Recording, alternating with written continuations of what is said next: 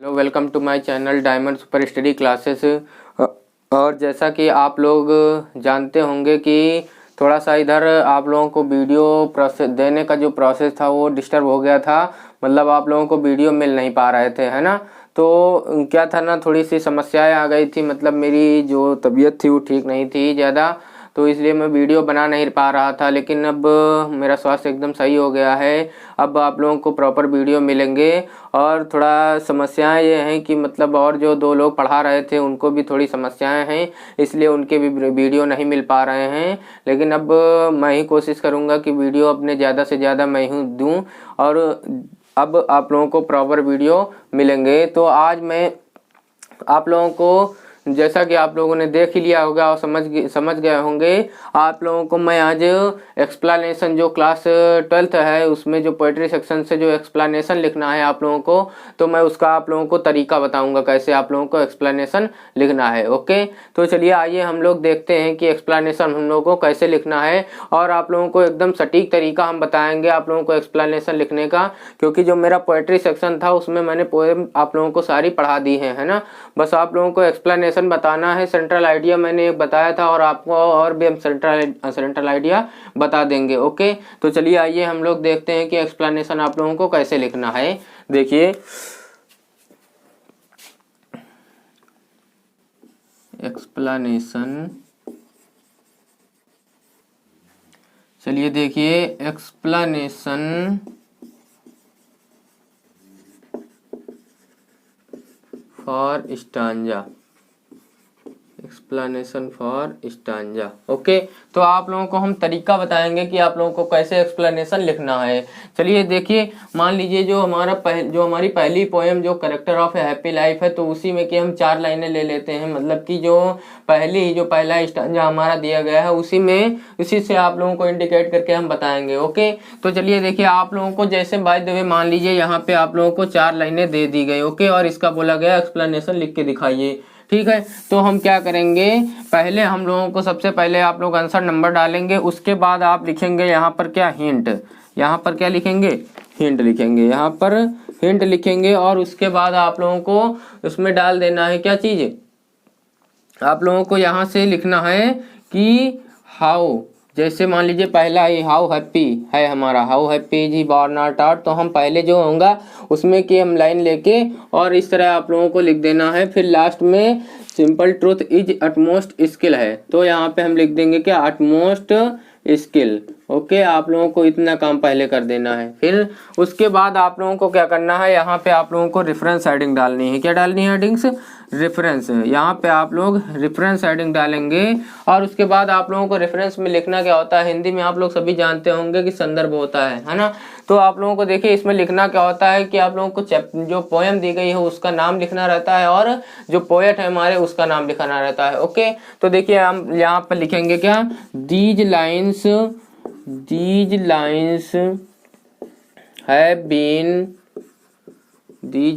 have been taken from the poem। अब उसके बाद आप लोगों को क्या करना है, यहाँ पे आप लोगों को इसमें character of A happy life क्या लिखना है, character of A happy life. Okay, इस तरह आप लोगों को ये ब्लैक पेन से इंडिकेट करना है। किससे, ब्लैक पेन से आप लोगों को इंडिकेट करना है। फिर character of A happy life हमने लिख दिया। फिर विच इज पेन्ड बाई, फिर यहाँ पे आप लोगों को फिर ब्लैक पेन से सर हेनरी वॉटन। ओके, आप लोगों को इतना लिखना है। फिर यहाँ पे आप लोगों को बस फुल स्टॉप लगा देना है। बस इसके बाद हमारा ये रेफरेंस हो जाएगा। ओके, रेफरेंस हमारा तैयार हो जाएगा। फिर आप लोगों को क्या करना है, कॉन्टेक्स्ट हेडिंग डालना है। क्या डालना है, हेडिंग, कॉन्टेक्स्ट हेडिंग डालना है। फिर आप लोगों को कॉन्टेक्स्ट में लिखना है जो पोएम में मेन चीज कहा गया है, किसको लेके इंडिकेट किया गया है, ऐसी कौन सी बात जिसको पूरे पोएम में दिखाया गया है। ओके, तो आप लोगों को यहाँ पे लिखना है कि इन दिस पोएम या फिर इन दिस पोएम लिख सकते हैं, या in these lines, in this poem poet,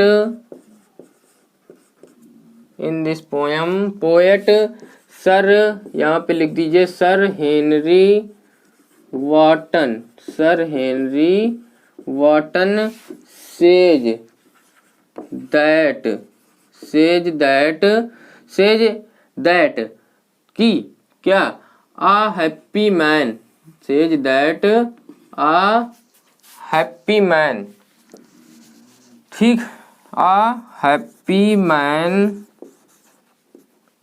always be happy, always be happy any critical problems, okay, any critical problems. फिर इस तरह लिखना है, in this way we known that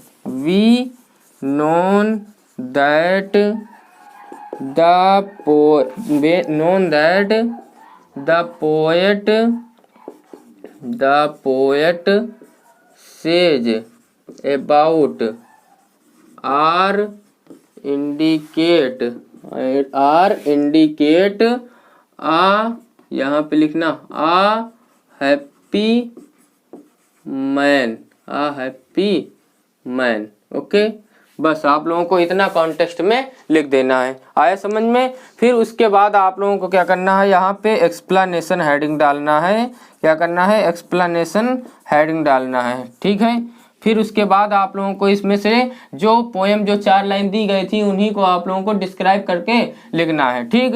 तो अब लिखेंगे the poet says that a happy man is always be an honest man, okay, be an honest man, है ना। फिर उसके बाद who never afraid any problems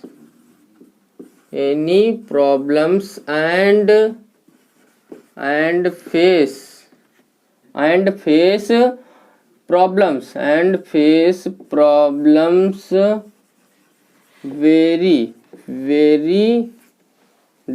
साहसपूर्ण, किसे, साहसपूर्ण, है ना। मतलब कि साहस क्या लिख सकते हैं हम, ब्रेवफुली, है ना, ब्रेवफुली, ओके, ब्रेवफुली। आप लोगों ने इतना लिख दिया। फिर उसके बाद आप जो लाइन दी गई हैं, जो हमारी लाइन दी गई हैं, उसी में से आप लोगों को लिखना है कि the poet also says that a happy man, how happy is he born or taught, तो a happy man, ठीक। फिर gain which gain a lot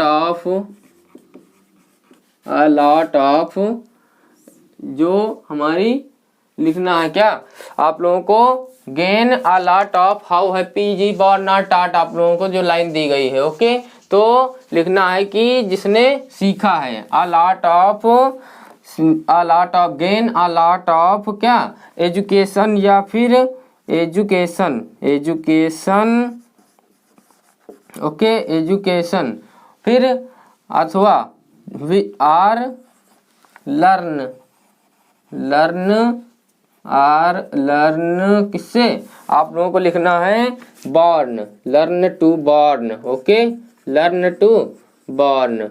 and he never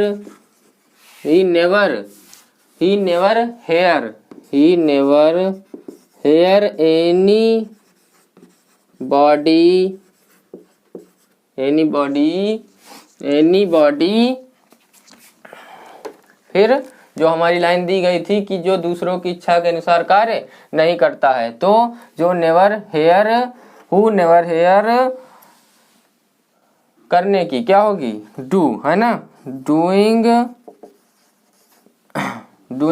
work,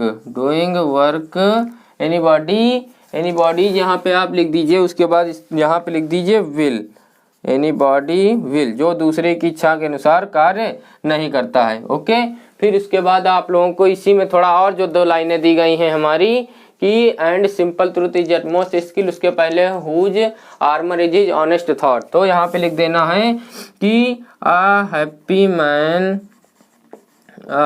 man, ठीक, इज ऑनेस्ट आल्सो हिज कवच, जो हमारा जो कवच है, सेब, है ना, तो and whose armour, his armour, okay, his armour. फिर उसके बाद आप लोगों को लिखना है यहाँ पे इस तरह जो हमारी लास्ट लाइन दी गई है, and simple truth is utmost skill, तो यहाँ पे लिखना है कि a man's simple truth, a man's very easily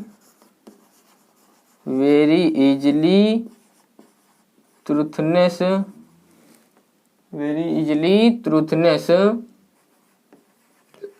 यहाँ पे थोड़ा सा समस्या हो रही है ना, कट रहा है, तो ऐसा करते हैं, आप लोगों को हम इतना लिख के दिखा दिए हैं, आप लोग समझ गए होंगे, इससे हम ऊपर इरेज कर दे रहे हैं। ओके, ऊपर इरेज कर दे रहे हैं, फिर आप लोगों को बताते हैं इसके आगे का क्या लिखना है। ओके, तो यहाँ पे इरेज करके लिख दे रहे हैं, वेरी इजली ट्रूथनेस इज उसकी अटमोस्ट स्किल है ना, क्या है, ग्रेटेस्ट लिख दीजिए, ग्रेटेस्ट स्किल लिख दीजिए, क्या, greatest skill. Okay, in this वे, ये हमारा जो पोएम जो देखिए कुछ अच्छी खासी हमारी 4-5 लाइनें या 6 लाइनें हो जाएंगी। ओके, इन दिस वे यहाँ पे लिख दीजिए, इन this way the poet says, okay, the poet says that a happy man always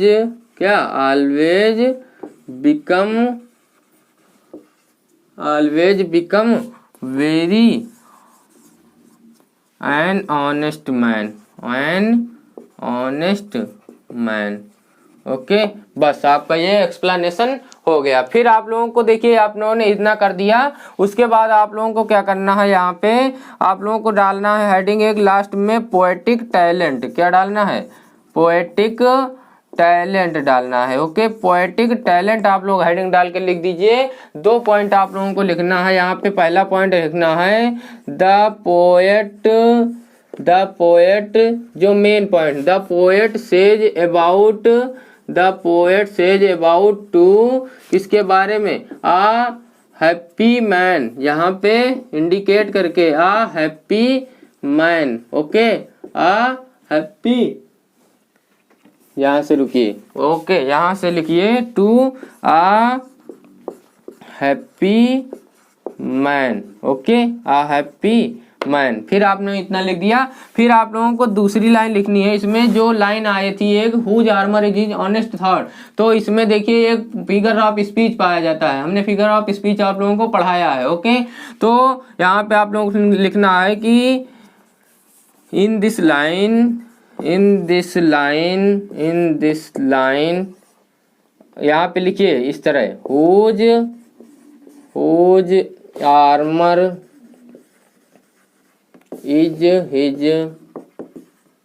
honest thought. Okay, यहाँ पे इतना आप लोगों ने लिखा। ओके, फिर नीचे हम इरेज किए दे रहे हैं, आप लोगों को समझ गए होंगे, है ना। इतना आप लोगों ने लिख लिया होगा। फिर उसके बाद आप लोगों को यहाँ पे लिखना है in this line whose armour is honest thought a figure of speech, a figure of speech metaphor. कौन सा है यहाँ पे? मेटाफर फिगर ऑफ स्पीच है। ओके, आया समझ में? तो आप लोगों को इस तरह एक्सप्लेनेशन लिखना है, ये तरीका होता है एक्सप्लेनेशन लिखने का। अगर आप लोग इस तरह एक्सप्लेनेशन लिखेंगे तो आप लोगों को जो हमारा 10 नंबर का एक्सप्लेनेशन आता है तो आप लोगों को 9 नंबर जरूर मिलेंगे। हो सकता है अगर आप लोगों ने और अच्छा अगर बना के लिख दिया तो 10 में से 10 भी मिल सकते हैं आप लोगों को, है ना। तो आप लोगों को जैसे मैंने बताया है आप लोगों को तरीका समझ में आ गया होगा।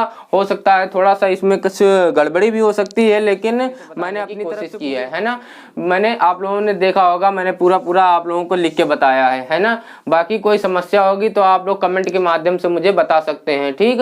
अगर आप लोगों को ये जो मेरा तरीका था बताने का, ये तरीका अगर समझ में आया हो अगर, तो प्लीज़ मेरे वीडियो को लाइक शेयर कमेंट करना ना भूलिए। और अगर आप लोग मेरे चैनल पे नए हैं तो प्लीज़ आप मेरा चैनल सब्सक्राइब जरूर कर लीजिए और साथ में ही बेल आइकन प्रेस कर दीजिए। ओके, चलिए बस चलते हैं आज की वीडियो में, इतना ही। धन्यवाद।